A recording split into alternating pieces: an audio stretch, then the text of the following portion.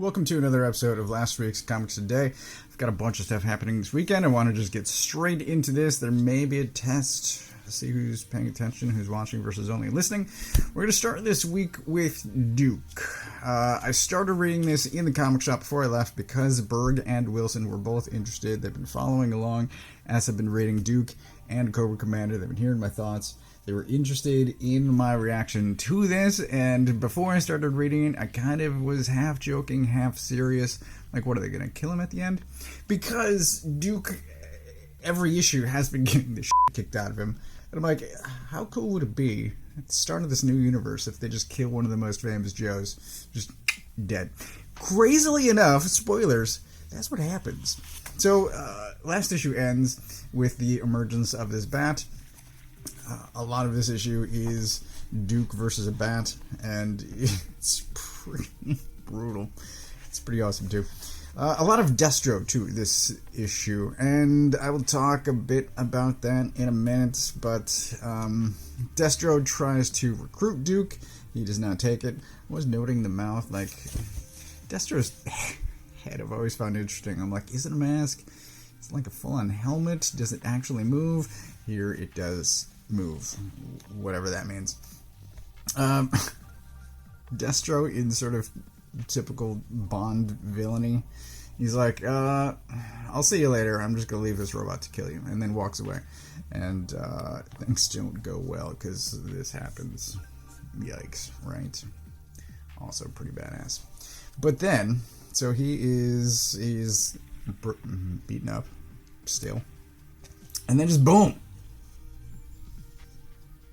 dead. Which I thought was pretty crazy. And then there's all these newscaster talking heads, and the dialogue here doesn't really ring true for what I think newscasters should be saying, but it's pretty crazy that they just kill him. Like, I'm interested in what that means for the rest of the world going forward, but this is being followed up with by Scarlet, and then Cobra Commander is being followed up by Destro. Destro has been prominent throughout both Duke and Cobra Commander. That makes sense to me. However, Scarlet does not. She has not been in the universe at all so far, and I don't understand why she was chosen as the follow-up, the next series in this. Doesn't really make any sense to me. So I don't know. Destro, though, a case is made for Destro. Destro is super interesting. He's entertaining. Dresses like an absolute pimp. But I think I'm going to continue with Destro. I have no idea about Scarlet thus far. CoverGirl has shown up twice, basically, in Duke, and I don't know. It's weird. It's weird. I don't have much to say about Teenage Mutant Ninja Turtles. I grabbed issue 150 just because I wanted to see how it ends before the setup of Jason Aaron. There's an alpha issue coming out in, I want to say, June. This was pretty much nonsense. I only skimmed it. I didn't actually read it. But there is sort of the end is the beginning thing. There's time travel. That's what's going on. It's a lot of Donatello because that's just how the story goes. And there's like this magic paintbrush thing. Like I said, I didn't actually read this. But we get some of this going on. So, I mean, if you were following along, I'm sure it would be rewarding to you. I'm just going to say it probably ends well.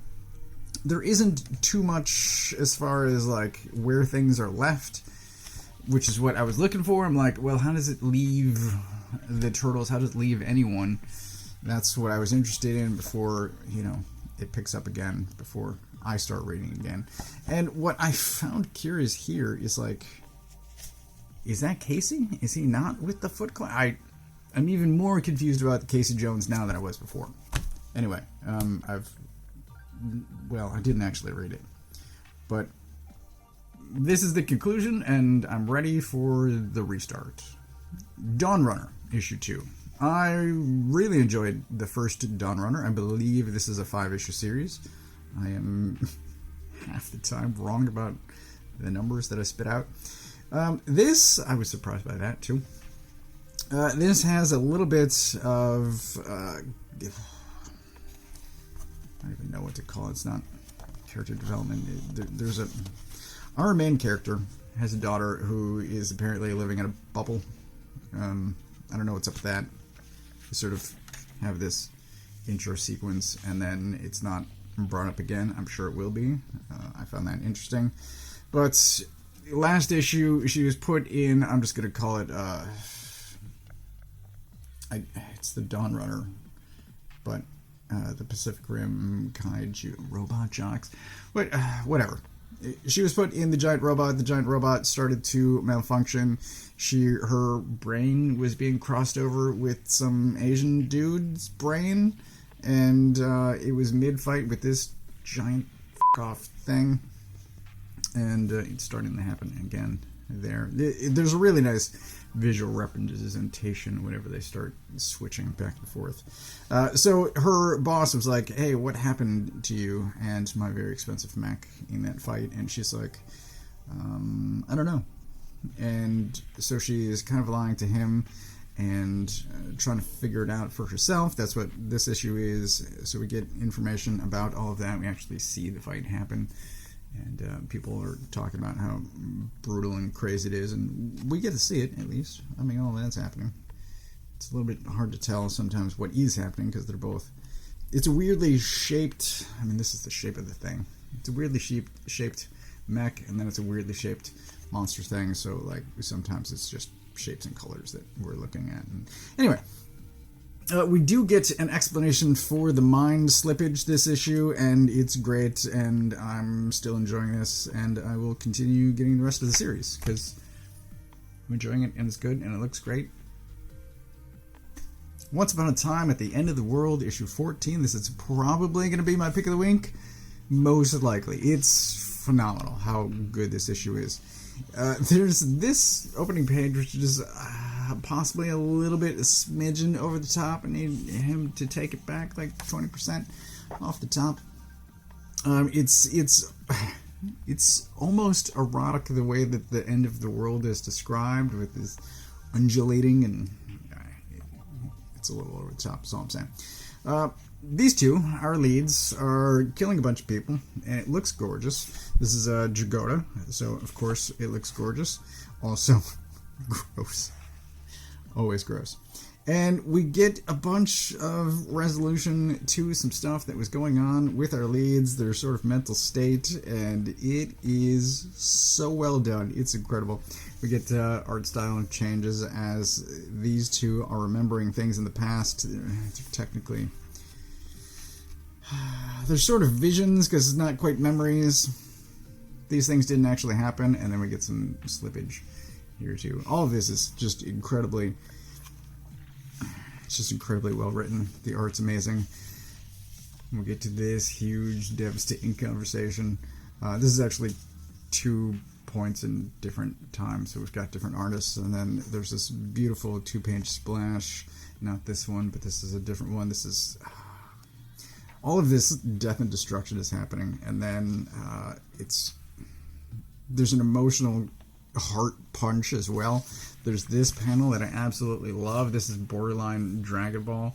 If you assume this guy is Goku talking to Vegeta, and just you for asking me that. Oh, it's so good. It's so good. But these two are working through their past trauma, not actually talking to each other, but it's brilliant. It's amazing. Here's the one I especially enjoy. It's a blend of artists and just havoc. Anyway, this is phenomenal. Get this whenever it's collected. You won't be disappointed. It's amazing. So I moved on from End of the World, Death and Destruction to weird sex cult stuff. Our leads, these two in the masks here, have gotten themselves mixed up in something, and it's weird, and we get a bit more information, and it makes less sense than I think it did before, because now possibly magic is involved somehow. I have no idea, but there's some weird sacrificial, not quite sex cult stuff, and then as they're escaping that, They run into this store where they had previously run into a furry orgy. So they run through that again, and now the bad guys, because somebody recognized one of them. It's crazy. Now the bad guys know who our leads are, and so they are in hiding, and they're talking to this guy, and this guy's like, dude, I'm a pacifist. And there were multiple points where I actually genuinely laughed out loud. It's very funny. It's surprising. It's just incredibly well done. I highly recommend it. I once again hope that this continues beyond, because I believe that this series is ending next issue, and I hope it will continue, that Starks comes back. Really, both of them, because the art's amazing too. I hope both of them come back to do more issues in this world with these characters, because it is fantastic. I loved it. This is where they're starting to explain some of the shit that's going on, and they're like, what? Somebody's granting wishes? It's very weird. I don't fully understand it. It should be explained next issue, but like, this is how it ends, and like, yikes. So, this is great. Loved it. Dick Tracy, issue 1. I don't really care about Dick Tracy. I bought this because of this guy right there. He is the writer of Barbarian as well as some other things, and I wanted to give it a shot. I mean, you see all of these other creator names, and I don't know really many of them. I've heard of this guy, but anyway. So, I read it. It's fine. It reads, honestly, like a stage play, and the actors are on stage trying to get their soliloquies out, it reads as if everyone is shouting their lines so that the people at the back of the room can hear. It's very strange. There's this whole sequence where she's rummaging through a desk. I'll find it, and I'll get it here in a second. She's out loud narrating everything that's happening. I'm like, why aren't these thought bubbles? Why isn't this happening in her head? Why is she saying all this stuff out loud? And obviously it's just to inform us, but why are so people dead set against thought bubbles? Like, what is... I don't understand the current state of comics. Anyway, what I wanted to say is I don't actually know what Dick Tracy looks like other than yellow. And Berg makes this comment from time to time about character design, and if you can't tell a character from a view of their profile, then the character design is a failure, if I got the wording of that correct. And Dick Tracy, if you take his hat and jacket off, like, who is he? Just some dude? Like, I don't know. He's yellow, and he has a wrist TV. Anyway, it's my comment while reading this. It's like, I don't actually know what he looks like. He's just some dude. This is average, I guess. I definitely won't be continuing reading this. It's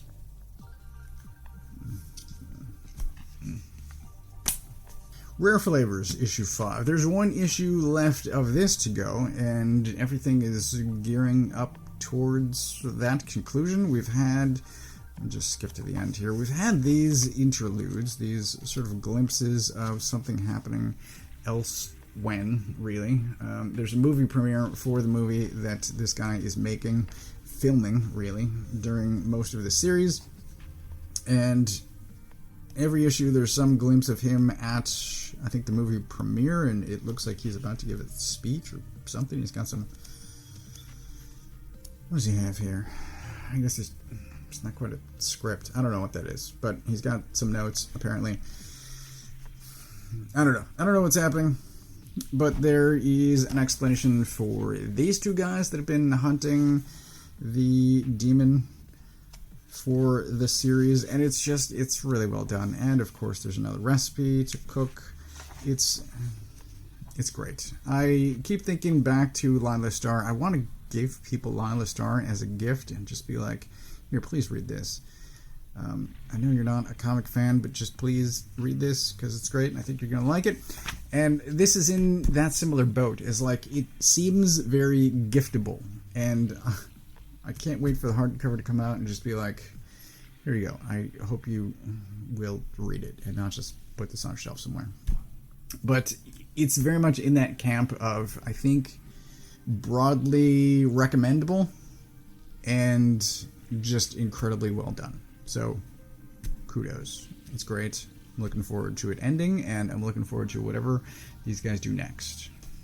Lastly, not quite, but we have Conan the Barbarian. This is issue 10, and news came out, I think it was this past week, about Blackstone and sort of this. And everything is leading towards some mega crossover between Robert E. Howard characters, and it's going to be this, and it's going to be the Savage Sword magazine, and it's going to be this novel, and possibly some other comics. I don't remember all the details, but Blackstone is how the first arc went. That's a terrible sentence. Blackstone was sort of at the root of the first arc, and it has continued to pop up in these subsequent arcs. I kind of get it, and I kind of wish it weren't happening. I don't know. It almost feels like the entire series is built around this one kind of event, and I wish that it weren't. I would like just some random, cool, kick-ass Conan stories.